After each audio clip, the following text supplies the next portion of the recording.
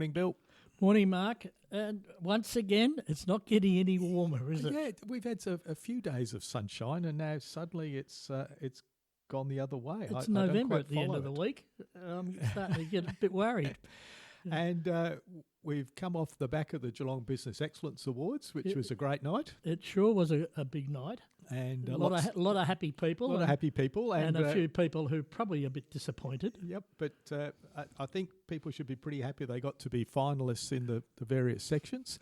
And over the coming weeks, we'll try and interview as many of the winners as possible. So we'll see where we go. I'm looking forward to that.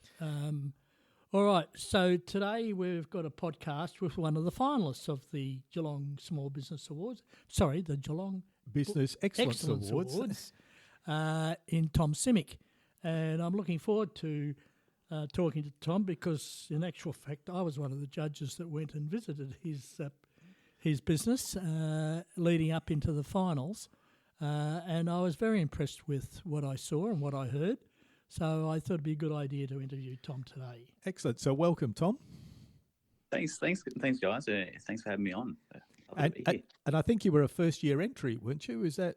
I was actually. I hadn't really planned on entering this year. I thought that it's really only my first year of business. I've sort of just ticked over a year and a half now, and it really is just myself and some support staff. So I hadn't actually planned on entering in this first year. I sort of thought, this is probably something for a few years down the track when I've got a bit of a team behind me and it's something more established. But yeah, I think I actually don't know who nominated me. I believe it was a client. So I thought I may as well go through with it. No, it's good. It's a good process too, because what it does is puts in your mind how it all works and makes you think about your business. So you'll be more confident next time round. Well, I'm sure you'll be back again next year, Tom. I think so. Now, Mark, one of the other reasons I want to interview Tom today is Tom is what I classify as a refreshing new breed of accountant. I don't know if accountant, advisor, whatever it is. Yeah. But particularly mostly for private companies. But that doesn't stop him doing work for large organisations, because we're seeing a transition in accounting practices, and there's been lots of changes. There's a generational transition going on, and with the advance of technology and AI and whatever you want to call it, the advice and support that accountants can give business owners has become really valuable and is much needed. So, Tom, let's start with your journey. Where did you go to primary school? I'm a full Geelong boy, Okay. so I went to St Roberts in Newtown. Yep. And then went to Joey's. A Joey's boy. Follow- Lots of good people come out of Joey's. Following after my grandkids, Mark. I've still got a grandchild at St Roberts who'll probably end up at St Joey's. Yeah, it's a good connection. And while you were at high school, do you have a job? Yeah. So I started work pretty young. So my dad actually owns a liquor store and supermarket in Ballarat. Right. And has owned that for about 35 years, driven back and forth from Ballarat every day. So my early experience was particularly around Christmas, just helping him work in the shop, restocking shelves and taking slabs out to the cars for lovely customers around Christmas. Oh, excellent. Oh, that's a different job to the ones we normally hear. And then obviously you finished Joey's. While you were at Joey's, what did you want to do? What was sort of your vision of where your life might take you, or did you not have a vision? I didn't know exactly, but I've always been very entrepreneurial. I was sort of since I was about 15, I was getting in trouble at Joey's for selling things out of lockers. I'd be selling NBA jerseys. I'd be selling. I don't know if you remember power bands. Yep. That was one of the first ones. Was there was always something. There was always some hustle and some way to make money. And I love the business side of things from a very young age. So I knew I would probably end up doing something in business, or whatever I did, I would probably do my own, whatever it was. And have you always been good with figures? Yeah. I think even from about 14, 15 years old, I was helping my dad with his Xero file. Yeah. So I've been using that for a long time.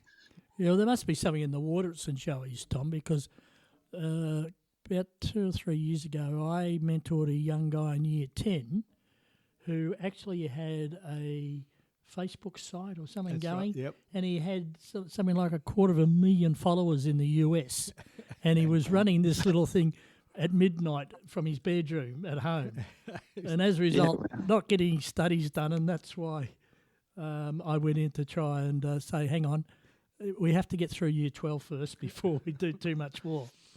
Right? Yeah. So, ending St. Joe's Uni Tech, where'd you go?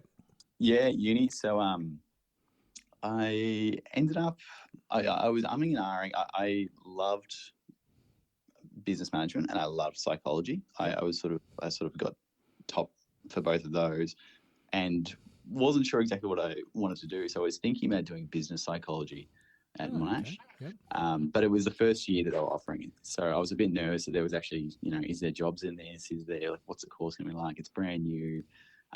Decided not to do it. I actually got into commerce and law at Deakin Waterfront. Yep. So I did the double degree of commerce and law.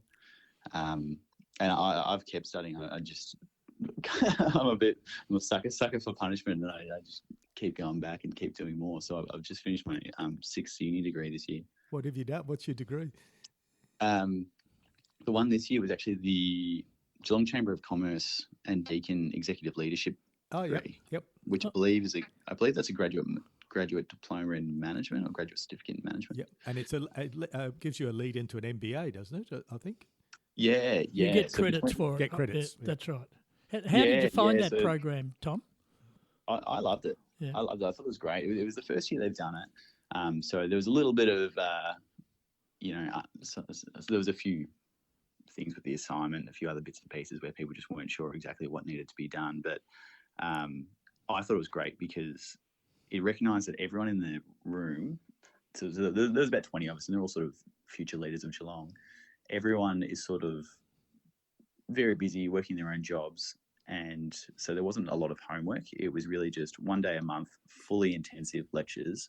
So it was a big day. It was an exhausting day once a month. Yep. But it was like the lecturers were brilliant, absolutely brilliant. And every couple of months there was a boardroom, I can't remember what they call it, a boardroom interview where we have a couple of senior leaders from Geelong. We had the chair of Deakin. We had the CEO of Harvard Andrews. We had a few other quite senior people, and we just sit around the room and interview them about how they got to where they are and what they do in their business to be successful. So, Tom, give me one key lesson, I guess, that you got out of doing that program. Yeah. One key benefit. Oh, I'm only 10 to 1. No, you're limited to one. Right? Yeah. I think, oh boy. You can make it 2 if you have to. Yeah. Or could I prompt network? Might be one of the key issues you got out of it. What was that? Sorry. Your network, a new network, that you would have got out of that group.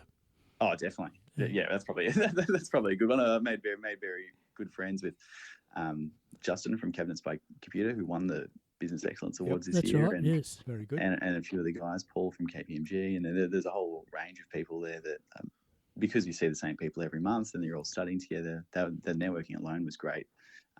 I keep thinking back to what I learned through my assignment, because the assignment was great. It was one that you got to do on your own business. Yeah. And so I essentially wrote a 7,000-word piece on implementing systems of transformational leadership and positive motivation into my own business, which is really comes back to, I know what you were saying, Bill, about running a different kind of accounting firm. Yeah. That really is, how do I run an accounting firm that's not like an old stuffy accounting firm? How do I run one like a tech startup that's different and people are motivated and want to work there because it's fun, but it's rewarding work and it's a bit challenging at the same time? Yeah, that's good. It's really good. Now, tell me, straight out of uni, what was your first job? I had two. I was working, I was working at Village Cinemas and Tonic, the surf shop. But then at my second last year of uni, I had done a few law internships because I was still not sure if I was going to go into law or accounting.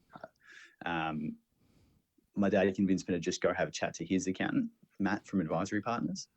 And Matt basically 5 minutes into the interview was just like, yep, you start next week. Like, didn't even ask me any questions. He was like, yeah, just start next week. Here's what you'll be doing. And I was just like, oh, okay, sure. That's Matt. Yeah. Yeah, that is bad. But they were a brand new firm. They'd only split off and sort of started their own thing about a year earlier. So I was their first grad, and I loved it. I was absolutely like, well, this is much, much better than any of the law internships I'd done. Like, this is definitely much more up my alley. People are more than anything, people are happy to see you. That's sort of what I found very quickly in law is most people are coming to see you because they've got an issue and they're upset, and they're hoping that you can help them. But it's much tougher kind of work. Whereas if you've got a good relationship with your accountant, they love to come and see you and they love to have a chat and hopefully get a nice refund. So yeah, it was a great experience. Yeah, interesting. And how long were you at Advisory Partners for? Almost 7 years. Oh wow, okay, good. And is that where you then jumped ship to start yourself? I had a bit of a break, so I was at Advisory for 7 years, and I still have a great relationship with them. I still love catching up with Matt and some of the accountants there. I just towards the end, I sort of was a bit like, I love the meetings. I love helping clients. I feel like there's a big gap in what we're not able to teach them because we only get to spend a couple of hours a year with them, spread out through meetings. I didn't know exactly what I wanted to do, but I knew I just wanted a break. So I went and worked for a former client that had got too big. They're a tech startup based in Collingwood. Yep. So I just went up 3 days a week for about 12 months and just worked with them while I sort of figured out what else I wanted to do. I just worked internally as their finance manager and CFO, and helped them through a pretty tough period where I guess some legislation had changed in the industry they were working in. Yep. I sort of had to advise them through a pretty tough period of making some redundancies. We ended up,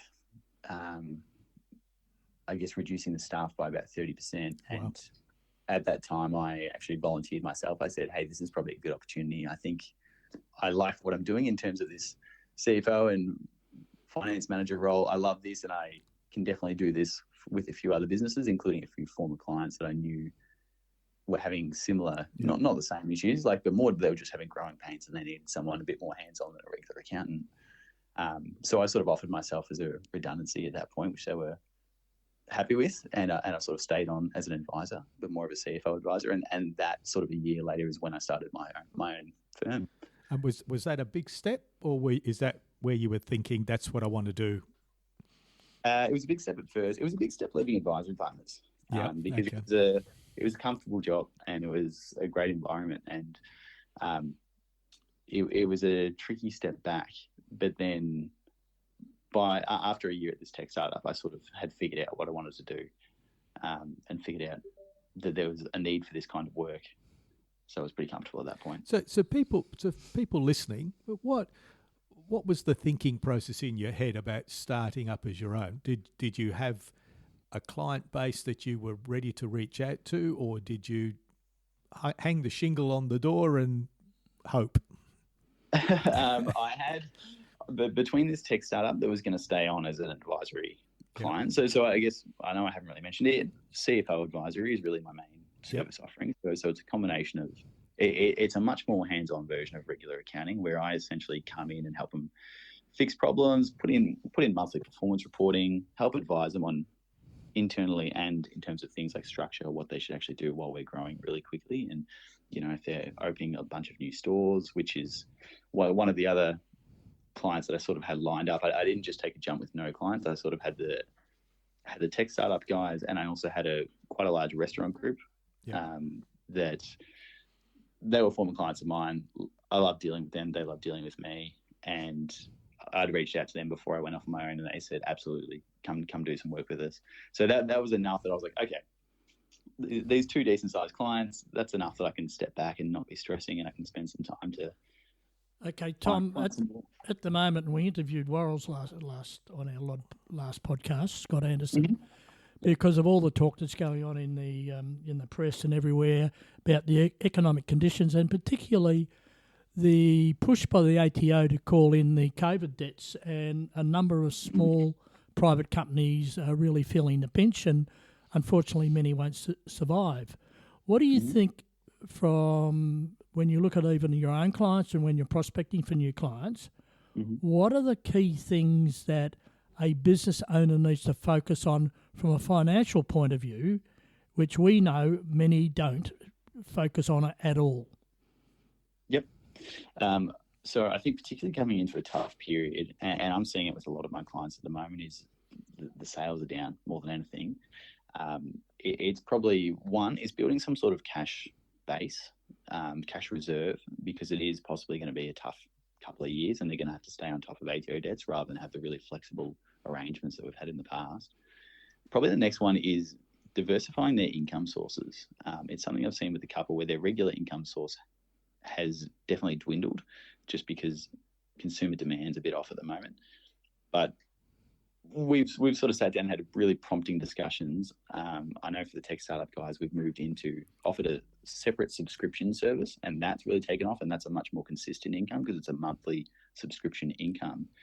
And that's really helped weather these ups and downs of seasonality for the business. So I guess a bit of thinking outside the box on not just cutting expenses, but also are there other revenue streams that we haven't thought about? One of the things that occurs to me is in tough times, particularly when I work for the multinationals, is the first thing that goes, of course, is the marketing budget and all those sorts of things. I subscribe to the theory that if you're in a competitive industry, probably the last thing you need to do is to actually stop marketing and stop promoting your business. You got any thoughts on that? I would generally agree with you, Bill, but I've been quite stung by a marketing budget this year that hasn't delivered much results at all. That's because you're a startup, right? I am. And you're in that high risk area. But yeah. I've been watching your Facebook videos and all the rest, so don't stop. Right? Sure. But it can be a slow burn, I agree. though. Tom, it can be a slow burn. What you may not. We always expect that the marketing budget will deliver instantly, and it doesn't necessarily deliver that way, does it? No. I'm consulting to a business at the moment, and we've actually signed up with Pixel, Nathan George, who we've interviewed on our podcast. And the whole idea is that it is a slow burn, and we're not going to get results in the first 2 months or 3 months. This program that we've got that Nathan's running for us has got to go on for a fair period of time, and it's about consistency and frequency for us. Yep. And it's a lot of it's also about making sure when somebody then thinks, gee, I need help from a CFO or an accountant, who do I know? And then because you're out there, they go, oh, I've seen this, and then off they go. It's a little tricky. It's not like selling milk. You know, you need milk every day, therefore. So yeah, it's interesting. So, Tom, what else have you been dabbling in outside of work? Do you play basketball? I am I love my basketball. Oh, okay. Well, I was just fishing there. No, I'm a massive basketballer. I grew up playing rep basketball for Geelong, and I actually started the first Surf Coasters Basketball Club, their first champ men's team. Very good. And I've sort of taken a back step now. I'm recovering from a full Achilles rupture. Oh, no. It's been a couple of years. It happened right at the end of COVID, unfortunately, and then I've sort of just been recovering since then. But I'm trying to get back to it. I'm back from this season playing Div 1, and I love it. I love it more than anything. I love the social aspect. We've essentially had the same Monday night team for 10 years, which is all our Joey's high school mates.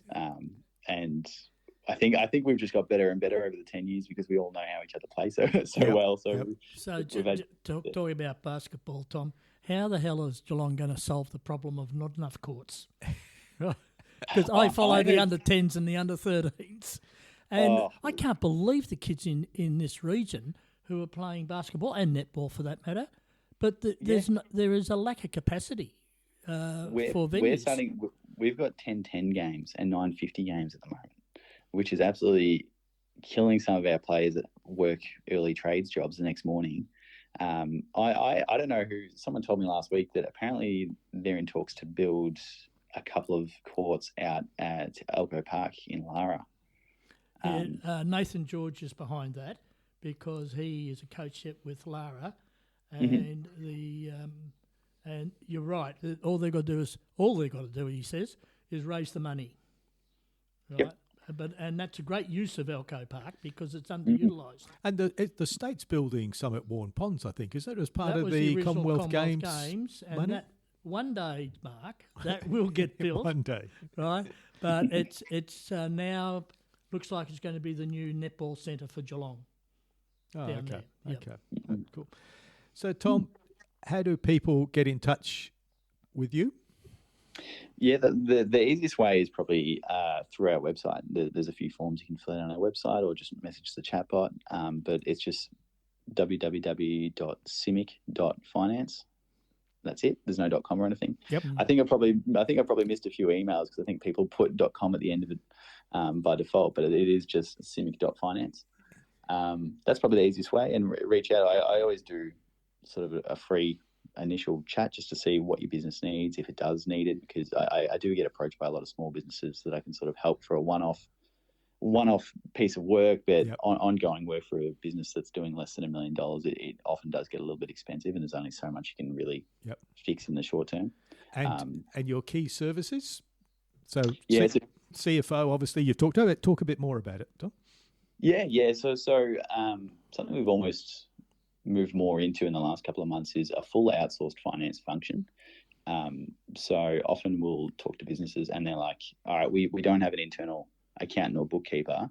We know that we need someone to do our bookkeeping. We know we need someone to do our BASs, but we also need some more high-level strategic financial guidance on what we should be doing with our cash flow. Are we doing things with foreign exchange? Are we doing things with, buying properties and more significant works? And they sort of need someone that can do a bit of all of that. So by outsourcing the finance function to us, we have team members that will do the bookkeeping. We'll do the BASs and IASs each quarter. Yep. But then also we'll have monthly performance meetings. One of the biggest things we do is really detailed custom monthly performance reports, looking at KPIs of the business and making constant gradual improvements to different areas each time. So it's something that's worked really well for a few of the clients we've had this year. Like I think most people think restaurants are really struggling at the moment, but we have these accountability meetings every month with some of my restaurant clients where we look at, all right, spend per head. What are we offering this month? What are we doing differently to the menu? Are we training our staff on how to upsell and ask essentially the McDonald's question, do you want fries with that? And trying to increase that conversion rate on some of those. And the constant minor changes have made massive improvements to a lot of these businesses. That's very cool. Very, very cool. I think it's very important that in our travels and talking to private business, I'm surprised at how little they know about their KPIs. And in fact, I know of one business doing $20 million a year in turnover. They didn't know their financial results until September, after the end of June. And wow. I can't believe that still goes on. Anyway, wow. You're capable of filling a gap there, so good luck with that, Tom. Thanks. Yeah. Thanks, Bill. So thank you, Tom. Good to learn a bit about your business, and we wish you all success, and hopefully you'll re-enter the awards next year and walk away with something. Absolutely. I felt like I was close this year, so next year's the year. Okay, thank you, Tom. Take care, Tom. Beautiful. Thanks, guys.